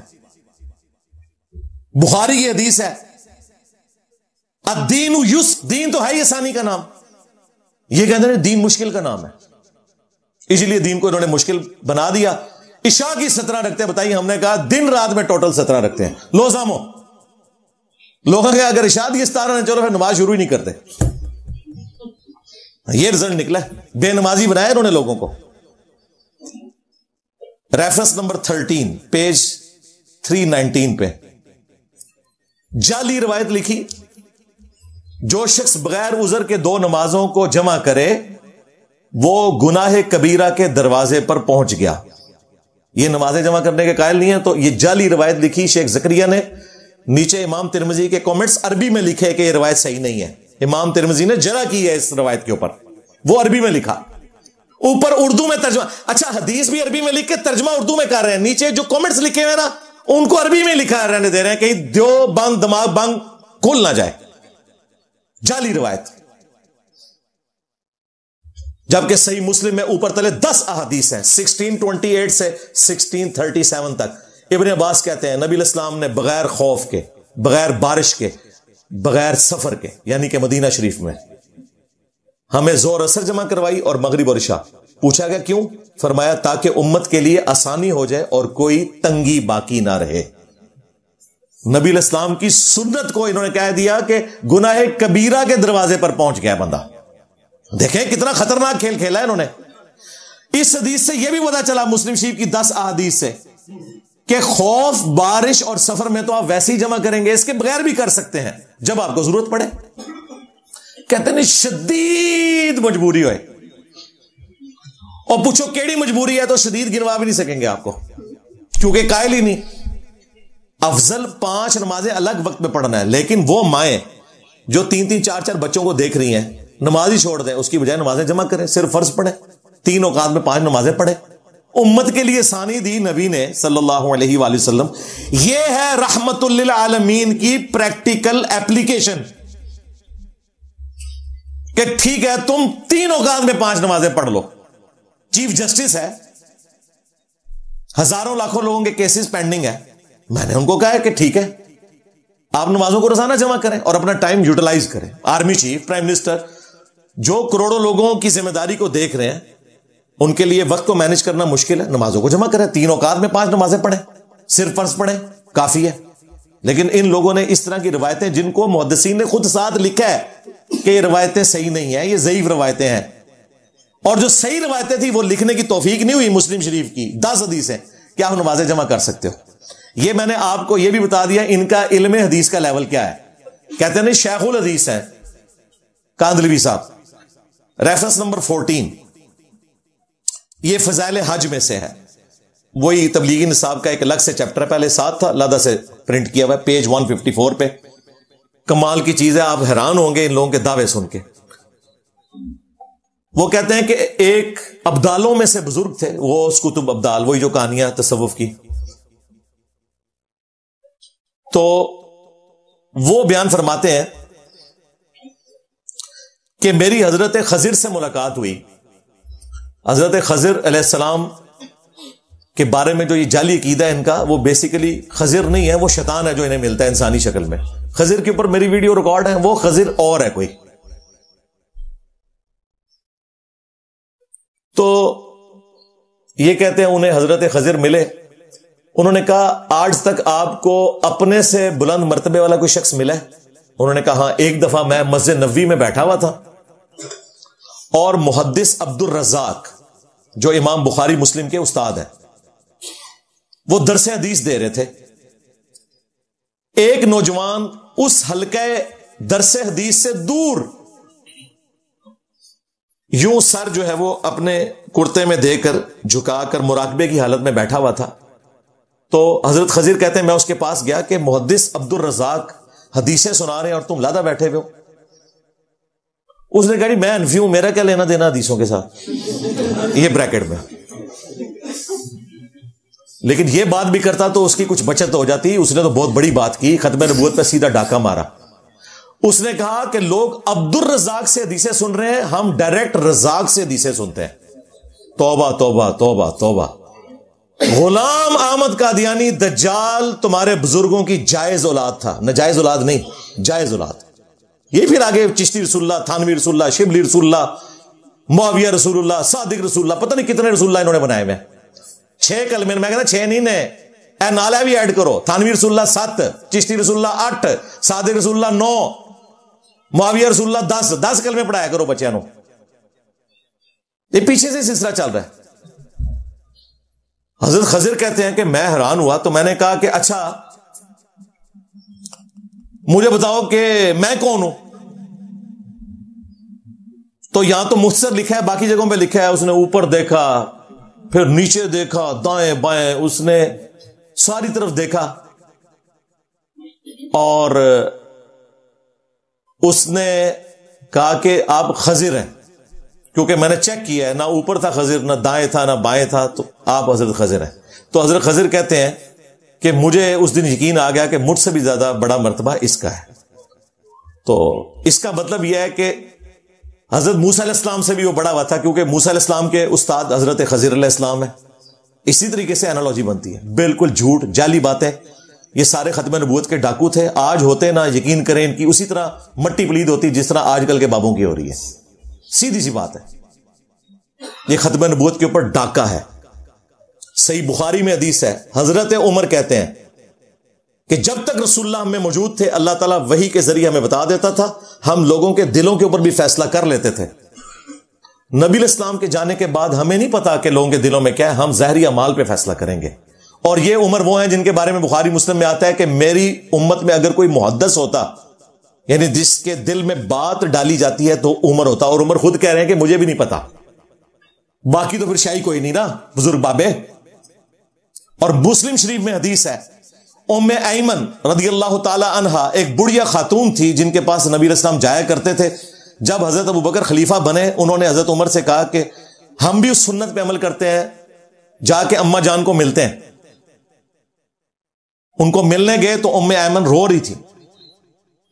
حضرت عمر نے ایفیشنسی دکھائی، انہوں نے کہا اما رونے کی کیا ضرورت ہے، رسول اللہ تو اللہ کی جنتوں میں ہے، اس سے بہتر جگہ پہ پہنچ چکے ہیں۔ انہوں نے کہا عمر میں اس لیے نہیں رو رہی کہ نبی علیہ السلام دنیا سے چلے گئے ہیں، وہ تو ہر انسان نے جانا ہے، میں اس لیے رو رہی ہوں کہ آج کے بعد آسمان کا رشتہ زمین سے منقطع ہو چکا، اب اللہ تعالی ہمیں کوئی غیبی خبر نہیں دے گا، ہم نے جو کچھ کرنا ہے وہ اپنی عقل کے مطابق فیصلہ کرنا ہے۔ پہلے اگر ہم کوئی بات غلط بھی کرتے تھے اللہ ہمیں بتا دیتا تھا نبی کے ذریعے، اب آسمان کا زمین سے رشتہ ٹوٹ گیا۔ جب یہ بات سنی تو ابو بکر اور عمر بھی رو پڑے، جو پہلے ان کو سمجھانے آئے تھے، وہ عورت عقل میں ان سے بھی بڑے لیول پہ تھی۔ اب مجھے بتائیں، حضرت عمر کا کام تھا کہ میں محدث تیرے سامنے بیٹھا ہوں ام ایمن، میرے دل میں اللہ تعالیٰ بات ڈال دے گا، تجھے ٹینشن لینے کی ضرورت نہیں، کشف الہام کا سلسلہ جاری ہے۔ یعنی صحابہ کرام کو تو وہم بھی نہیں آیا کہ وہ قبر رسول پہ جا کے رسول اللہ سے پوچھ لیں کہ آپ کا خلیفہ کون سا ہے۔ بخاری مسلم میں ہے، سقیفہ بنی ساعدہ کا جب ایشو ہوا 6 مہینے تک مولا علی نے بیعت نہیں کی، لیکن آپس میں ہی مشورہ کر کے کنسنسس کے ساتھ حضرت ابوبکر صدیق رضی اللہ تعالیٰ عنہ کی بالآخر بیعت کی انہوں نے، قبر رسول پہ نہیں پوچھا۔ انہوں نے کہانیاں بنائی ہوئی ہیں۔ ریفرنس نمبر 15 فضائل حج ہی میں پیج 157 پہ یہ مشہور واقعہ کہ جی شیخ احمد رفائی جب قبر رسول پر رسول اللہ کی وفات کے 550 سال بعد 555 ہجری میں حاضر ہوئے، کہا میں جب مصر میں تھا میری روح آپ کے آستانے کا طواف کرتی تھی، حاضری دیتی تھی، اب جسموں کے ملاپ کی باری آئی ہے، اپنا دست اقدس باہر نکالیں۔ خواب میں نہیں، بیداری میں کہتے ہیں 90,000 لوگوں کی موجودگی میں نبی علیہ السلام نے قبر مبارک سے ہاتھ باہر نکالا، شیخ احمد رفائی نے بوسہ دیا، اور کہتے ہیں کہ ان 90,000 لوگوں میں عبد القادر جیلانی کا ذکر خیر بھی ملتا ہے کیونکہ وہ شیخ احمد رفائی کے پیر تھے۔ اور درس حدیث کے اینڈ پہ تقی عثمانی، مفتی اعظم دیوبند پلانٹ ارتھ، یہ واقعہ سنا رہے ہیں۔ تو مورخین نے لکھا ہے کہ جو ہی یہ شعر پڑھے تو روضہ اقدس میں سے نبی کریم سرور دو عالم صلی اللہ علیہ وسلم کا دست مبارک ظاہر ہوا، اور ہزاروں انسانوں نے یہ نظارہ کیا کہ دست مبارک ظاہر ہوا۔ احمد کبیر رفاعی رحمۃ اللہ نے دست مبارک کو بوسہ دیا اور دست مبارک پھر واپس کر۔ اتنا عظیم الشان واقعہ ان کے ساتھ پیش آیا، اور یہ مورخین نے متعدد تاریخوں میں لکھا ہے، اور لکھا ہے کہ ہزارہ افراد کی موجودگی میں یہ واقعہ پیش آیا۔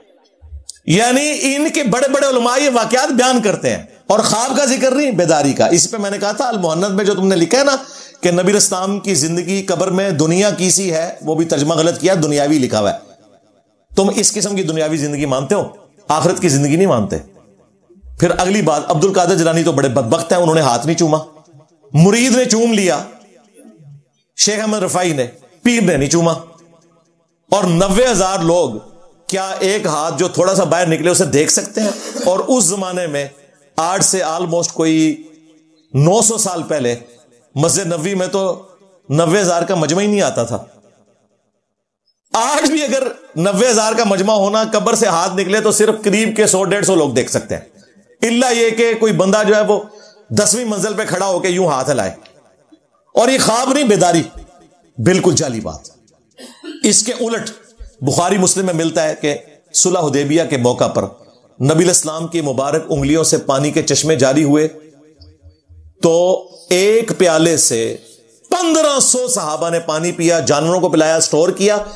جابر بن عبداللہ کہتے ہیں ہم 1,00,000 بھی ہوتے وہ پانی زیادہ تھا. اور صحیح مسلم میں حدیث ہے کہ حضرت عمر نے اسی واقعے کی بنیاد پہ ایک سفر میں جب کھانا پینا کم پڑ گیا تو تھوڑا سا پانی اور کھانا نبی الاسلام کے سامنے رکھا اور کہا کہ برکت کی دعا کرے، تو سینکڑوں لوگوں کو وہ کھانا کفایت کر گیا. یعنی حضرت عمر اس کے چشم دید گواہ ہیں کہ نبی علیہ السلام کی دعا کی برکت سے تھوڑا سا پانی ہزاروں لوگوں کو کفایت کرتا ہے. اب آپ کھولیں بخاری 1010 نمبر حدیث 1010. انا کنا نتوسل الیک بنبینا صلی اللہ علیہ وآلہ وسلم. حضرت عمر کے دور میں جب قحط پڑ جاتا تو وہ دعا کرتے، اے اللہ، اللہم انا کنا نتوسل الیک بنبینا، اے اللہ پہلے پہل تو ہم تیرے نبی کے وسیلے سے تیری طرف متوجہ ہوتے تھے، تو ان کی دعا کی برکت سے بارش نازل فرماتا تھا، اب ہم تیرے نبی کے چچا کو لے کر آئے، ان کی دعا کی برکت سے بارش نازل فرما. انس بن مالک کہتے ہیں بارش نازل ہو جاتی. تو حضرت عمر کو تو چاہیے تھا کہ قبر رسول پہ پیالہ لے کے جاتے اور کہتے ہیں کہ آپ آخرت کی زندگی میں زندہ ہیں، قبر سے ہاتھ باہر نکالیں جو آپ نے شیخ احمد رفاعی کے لیے نکالا ہے بعد میں 500 سال کے بعد، اور میرے گھوڑوں کے قدموں کی خاک تک وہ نہیں پہنچتا شیخ احمد رفاعی، تو آپ ہاتھ مبارک باہر نکالیں، اس میں رکھیں، شراب ہو جائے. اور یہ وہ شخص ہے جس نے یہ سارا کچھ دیکھا ہوا ہے. لیکن حضرت عمر کو پتا تھا اب رسول اللہ کے ساتھ ہماری کمیونیکیشن اس طریقے سے نہیں ہو سکتی، وہ آخرت کی زندگی میں زندہ ہے. سیدہ عائشہ جب جنگ جمل کے لیے نکلی ہیں، نبی الاسلام نے کوئی روزہ انور سے آواز دے کے انہیں نہیں روکا. سیدہ فاطمہ حضور کے غم میں 6 مہینے کے اندر فوت ہو گئی، کبھی انہوں نے دعویٰ نہیں کیا کہ میں قبر رسول پہ گئی اور نبی الاسلام نے ہاتھ نکال کے میرے سر پہ پھیرا کہ بچی صبر کر. سب جھوٹ بول رہے ہیں. اور دین کا کیا، انہوں نے اپنا جنازہ نکلوایا ہے. Reference number 16 second last page 221 فضائل اعمال کا. یہ آخری 2 ریفرنس سے آپ کو ان کی بیماری پتا چلے گی کہ ان کے ساتھ مسئلہ کیا ہے. شیخ زکریا صاحب لکھتے ہیں کہ قرآن فہمی کے لیے اور اس کی تفسیر کے لیے 15 علوم چاہیے، اور 14 علوم تو انہوں نے گنوائے. اس کے بعد انہوں نے کہا جو 15واں ہے وہ وہبی ہے. وہبی نہیں، وہبی. وہبی گاڈ گفٹڈ، تاکہ اگر دنیا میں کوئی 14 علوم حاصل کر لینا اور کہے کہ جی میں اب آپ کو قرآن سے بتاتا ہوں کہ قرآن میں کیا لکھا ہے، تو یہ کہیں گے 15واں تو آپ کے پاس کوئی نہیں ہے نا، وہ تو وہبی ہے، وہ صرف علماء دیوبند کے پاس ہوتا ہے. اور دیوبندی عوام مان لے گی.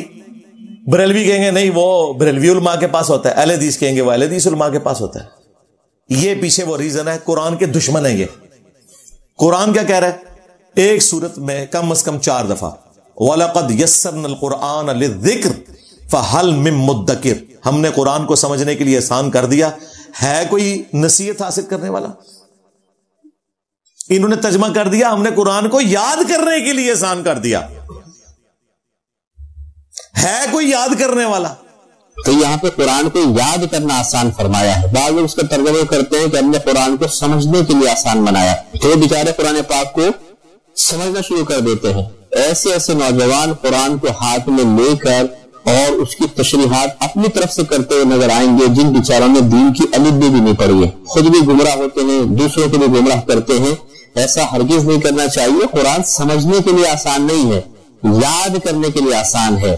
اب وہ یاد ایک معنوں میں تو درست ہے، یاد دہانی کے لیے یعنی نصیحت کے لیے، اور انہوں نے اس یاد ترجمے کے ذریعے یہ اچیو کیا کہ حفظ کے لیے. یہ بیٹھے ہوئے زاہد چیپا بھائی اسلام 360 والے، ان سے پوچھیں. انہوں نے مجھے بتایا ہمارے ایک اسٹوڈنٹ ان کو ملے کراچی میں، جو فائنانسر بھی ہیں کئی مدارس کے. انہوں نے اپنے بھول پن میں مدارس کے بڑوں کو کہا کہ میں ایک پیکج آپ کے پاس لے کر آیا ہوں، آپ اس وقت تک کسی حافظ کو ڈگری نہ دیں جب تک کہ وہ قرآن ترجمے سے نہ پڑھ لے. ایک بندہ بھی تیار نہیں ہوا اس کے لیے. میں نے کہا شکر کریں تیار نہیں ہوا. انہوں نے کہا مروان لگے ہو, پورا سسٹم ہمارا اس کے اوپر چل رہا ہے کہ ہم نے طوطے بنا کے پیش کرنے ہیں. اگر ہم نے ترجمے والے حفاظ بنا کے نکالے تو یہ سب سے پہلے تو ہمارے بزرگوں کے اوپر لان تان کریں گے کہ یہ ہمیں کیا دین سکھا کے گئے ہیں. یہ کبھی بھی رسک نہیں لیں گے کہ ترجمے کے ساتھ قرآن پڑھائیں حفاظ کو. اس لیے آپ دیکھتے ہیں کہ تراویح کے دنوں میں وہ داڑھی بڑھا لیتے ہیں, جیسے ہی عید کی رات آتی ہے سب سے پہلے وہ پہنچے ہوتے ہیں نائی کے پاس. پھر اگلے سال وہ داڑھی بڑھاتے ہیں چھوٹی چھوٹی, کیونکہ انہوں نے رمضان میں ان کی دیہڑیاں لگتی ہیں بھائی. ہمارے جیلم شہر میں بھی ایسے حفاظ ہیں جو 5-5 6-6 بعض 10 لاکھ تک ان کو مل جاتا ہے. پورے سال کے لیے کمر سیدھی ہو جاتی ہے ان کی. تنخواہ اتنی نہیں ہے مہینے کی جو ایک مہینے میں وہ کما لیتے ہیں. اور کئی تو دوسرے ملکوں میں بھی جاتے ہیں کیا ملعیل کروانے کے لیے. ہاں پاکستان سے جاتے ہیں. تو یہ انہوں نے ہمیں تعلیمات دی کہ بھئی وہ بھی علم ہے, لہذا نہ ہی سمجھو, قرآن سمجھنے کی ضرورت کوئی نہیں ہے. ریفرنس نمبر 17 یہ سب سے ڈینجرس ہے, میں نے آخر میں رکھا ہے تاکہ آپ آخر میں یہ یاد ساتھ لے کے جائیں. پیج 241 فضائل اعمال. وہ کہتے ہیں کہ امام احمد بن حنبل کو ایک رات خواب میں اللہ تعالیٰ کی زیارت ہوئی. پہلا جھوٹ. سورۃ الاعراف میں آیا کہ موسیٰ علیہ السلام نے جب دعا کی کہ اے اللہ میں تجھے دیکھنا چاہتا ہوں, اللہ تعالیٰ نے کیا فرمایا؟ لن ترانی, تو مجھے نہیں دیکھ سکتا, بلکہ تم پہاڑ کی طرف دیکھو. اگر وہ قائم رہ گیا پھر سوچنا. پہاڑ کی طرف دیکھا, انڈائریکٹ اس تجلی کی وجہ سے موسیٰ علیہ السلام بے ہوش ہو گئے. اور یہ کہہ رہے ہیں کہ احمد بن حنبل نے خواب میں اللہ کی زیارت کی. یہ پیکج موسیٰ علیہ السلام کو تو آفر نہیں ہوا کہ ابھی بعد میں احمد بن حنبل کو خواب میں زیارت ہونی ہے تو آپ کو میں خواب والا پیکج دوں. میں آپ کو گارنٹی سے کہتا ہوں کہ موسیٰ علیہ السلام نے پیکج لے لینا تھا. اس کائنات میں ایک شخص نے صرف اللہ کو دیکھا ہے, وہ بھی خواب میں, جس کی قبر مدینے میں صلی اللہ علیہ وسلم. وہ جامع ترمذی میں حدیث ہے, میں نے اپنے رب کو اچھی صورت میں دیکھا, جس میں پھر نبی الاسلام نے اللہ سے دعا کی, جو میں نے کئی ایک لیکچرز میں بتایا ہے. مسند احمد میں بھی حدیث موجود ہے, مشکات میں 748 نمبر ہے. اللہم انی اسألک فعل الخیرات و ترک المنکرات و حب المساکین. وہ والی حدیث. کہتے ہیں جی احمد بن حنبل نے خواب میں اللہ کو دیکھا تو پوچھا کہ تیرا قرب میں کیسے حاصل کروں. تو اللہ تعالی نے فرمایا میرے کلام کے ذریعے, قرآن کے ذریعے. اب اگلی بات دیکھیں آپ, کتنے غیر محسوس طریقے سے انہوں نے امت کو قرآن سے دور کیا. وہ کہتے ہیں احمد بن حنبل نے کہا کہ قرآن سمجھ کے یا بغیر سمجھ کے پڑھنے سے, جس کو عربی آتی ہے اس کا تو سوال کرنے کا تک ہی نہیں بنتا کہ سمجھ کے بغیر سمجھ کے. بیسیکلی انہوں نے اپنے طوطے تیار کرنے تھے نا, تو یہ خواب گھڑا کسی نے, اور اس سے بڑھ کر اللہ پر جھوٹ باندھا. کہتے ہیں اللہ تعالیٰ نے فرمایا کہ چاہے سمجھ کے پڑھو قرآن, چاہے بغیر سمجھ کے پڑھو. استغفر اللہ. پورا قرآن اس کے اوپر گواہ ہے کہ یہ قرآن اس لیے نازل ہوا ہے کہ آپ نے اس سے تذکیر حاصل کرنی ہے. وَأُوحِيَ إِلَيَّ هَذَا الْقُرْآنُ لِأُنذِرَكُمْ بِهِ وَمَنْ بَلَغَ. اے نبی تم فرماؤ قرآن مجھے اس لیے وحی کیا گیا کہ اس قرآن کے ذریعے میں تمہیں بھی ڈر سناؤں, اور جس تک یہ کتاب پہنچ جائے اس کتاب کے ذریعے ڈر سنائے. فَذَكِّرْ بِالْقُرْآنِ مَنْ يَخَافُ وَعِيدٍ. اے نبی قرآن کے ذریعے آپ لوگوں کو نصیحت کریں جو اللہ کی دھمکی سے ڈرتے ہیں. قرآن تو پورا گواہ ہے کہ یہ کس لیے نازل ہوا ہے. سورہ صاد کی آیت, اسی کے اوپر میں آج کی گفتگو کنکلوڈ کرتا ہوں اسی کانٹیکسٹ میں. کتاب انزلناہ الیک مبارک, یہ وہ کتاب ہے جو ہم نے نازل کی ہے تمہاری طرف برکت والی. لیدبروا آیاتہ, تاکہ لوگ اس کی آیات میں تدبر کریں, غور و تفکر کریں. وَلِيَتَذَكَّرَ أُولُو الْأَلْبَابِ, اور اس سے نصیحت حاصل کریں عقل والے. اچھا یہ کہتے ہیں عقل والوں سے مراد پتہ ہے کیا ہے؟ علماء ہیں. اچھا تو اڑی عقل نہیں کام کرتی؟ اس میں تو کہا گیا جس کی بھی عقل کام کرتی ہے, جس کا بھیجا ہے, کیونکہ جس کی عقل کام نہیں کرتی اسے تو قلم ہی اٹھا ہوا ہے نا. بخاری میں حدیث ہے 3 لوگوں سے قلم اٹھ گیا, پاگل سے, مجنون سے یعنی کہ کلندر, یعنی کہ مجذوب, یعنی کہ بزرگ بابے. ہاں کہتے ہیں نا اللہ کی محبت میں وہ غرق ہوتے ہیں, اس لیے نہیں, یہ بکواس کرتے ہی وہ اس لیے ہیں, وہ اللہ کی محبت میں غرق ہوتے ہیں تو اس کے بعد بکواس ہی نکلتا ہے نا جی. दूसरा नाबालिग जब तक कि बालिग ना हो जाए, और तीसरा सोया हुआ शख्स। तो अक्ल को तो आपने इस्तेमाल करना है। वला तकफु मा लैसा लका बिही इल्म, इंसान किसी चीज की पैरवी नहीं करनी जब तक कि तुम्हें डेफिनेट इल्म ना उसके बारे में हासिल हो जाए। इन्न समअ वल बसरा वल फुआद कुल्लु उलाइका कान अन्हु मसऊला, बेशक कान, आंखें और अक्ल, दिल हो या दिमाग, कोई भी चीज, इसके बारे में तुमसे पूछा जाएगा। तुमने 3 इंस्ट्रूमेंट्स को यूज करके हक बात तक पहुंचने की कोशिश क्यों नहीं की? अपना दिमाग खोलने की कोशिश क्यों नहीं की? नवंबर 2007 में मैं रायविंड इज्तिमा में गया था, पहली और आखिरी दफा। उस वक्त ज़ाहिर है मैं देवबंद के करीब था, लेकिन कुरान ताजा ताजा मैंने पढ़ना शुरू कर दिया हुआ था। मैं स्टॉल पे गया, किताबों का शौकीन था। स्टॉल पे मैंने उनसे कहा, कुरान का तर्जमा रखा हुआ है आपने? आप सुनकर हैरान होंगे, वो कहते हैं कि हजरात ने मना फरमाया, कुरान के तर्जमे से इख्तलाफ पैदा होता है। जो किताब ज्यूज और क्रिश्चियंस के इख्तलाफात को खत्म करने आई है, हमारा मुसलमान कहता है कि इख्तलाफ पैदा होता है। इसकी तावील हो सकती है कि जी वो इख्तलाफ इसलिए कि हम बरेलवियों का तर्जमा रखें या देवबंद का रखें या अहले हदीस का, बिसारों का रख लो। बरेलवी हो अहमद बरेलवी का तर्जमा पढ़ लो, देवबंदी हो थानवी साहब का पढ़ लो, अहले हदीस हो जूनागढ़ी का पढ़ लो, शिया हो सैयद फरमान अली शाह का पढ़ लो, तर्जमा तो रखो। किताबें पता कौन सी रखी हुई हैं? फजाइल अमाल, फजाइल सदकात, फजाइल दुरूद, फजाइल हज, हकायात साहबा, वही शेख ज़करिया कानवी साहब की किताबें जिनका मैंने आज पोस्टमार्टम थोड़ा सा किया है। मैं सैकड़ों हवाले पेश कर सकता हूं। मैंने क्रिटिकल हवाले पेश किए ताकि आपका दिमाग खुले। ये रखी हुई है, कुरान का तर्जमा नहीं रखा हुआ। हां, कहते हैं नहीं खाली अरबी वाला मिल जाएगा। खाली अरबी वाला है तो तुम्हारे मौलवी अपनी किताबें तो लिखते हैं उर्दू में, अल्लाह की किताब तुम्हें अरबी में देते हैं, उसका तर्जमा क्यों नहीं करते? और फिर कहते हैं डायरेक्ट आप पढ़ेंगे तो गुमराह हो सकते हैं, समझ नहीं आएगी। ये पता आपको क्या कह रहे हैं? अल्लाह को तो अपनी बात समझानी नहीं आई है, हमारे मौलवियों को तरीका आता है, वो ऐसी किताब लिखते हैं जो आम आदमी को भी समझ आती है। लो समो, यही मतलब है।